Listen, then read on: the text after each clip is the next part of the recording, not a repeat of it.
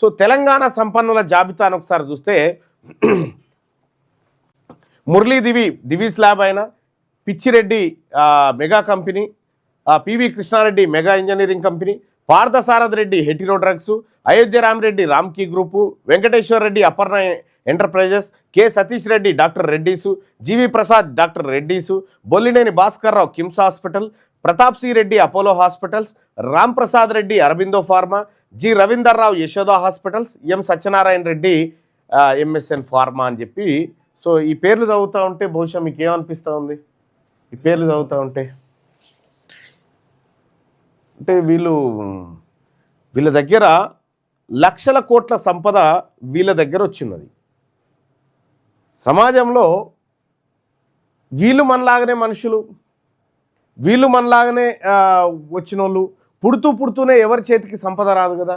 మరి వీళ్ళ చేతికి ఎట్లా వచ్చింది? వీళ్ళ కుటుంబాలు ఎట్లా లక్షల కోట్ల రూపాయలు సంపాదించే దిశగా పోతూ ఉన్నాయి?